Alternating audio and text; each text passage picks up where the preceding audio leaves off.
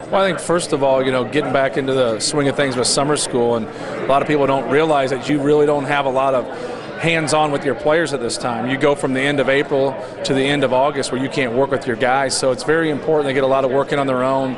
Obviously with your strength and conditioning coach, they get a lot of work in and stay in shape, get stronger, work on their weaknesses. It's so important that you get guys that want to be players, that want to get a great education at Purdue but also want to play on a professional level, and so they're motivated to work. I think the two guys you mentioned, Jawan Johnson and Etuan Moore, were great examples of that. Two guys that got their degree but they worked every single day to become pros. With the draft coming up, I know they're excited about that. So that's really what we try to motivate our guys with. You're always there at Purdue trying to win a Big Ten championship and advance far in the tournament, but you're really there to get your education, and each one of those guys have a dream to play professionally.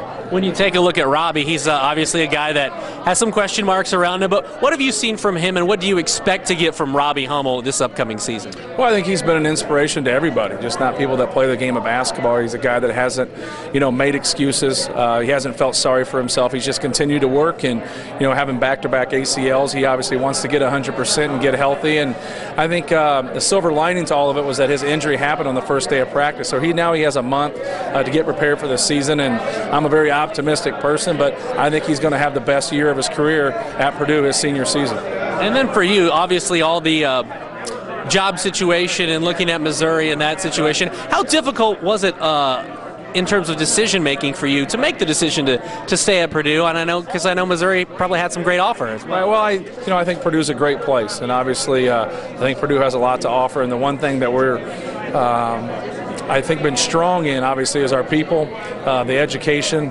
and been able to win a lot of Big Ten championships through the year. Purdue has the most Big Ten championships of any school in the entire Big Ten, and there's just a lot of things going, for us at Purdue. And when it gets down to it, I was happy to be at Purdue before that. And when somebody calls and talks to you, you listen, and then that's what we did. We listened, and I think because of it, it just kind of strengthens my conviction that this is where I want to be.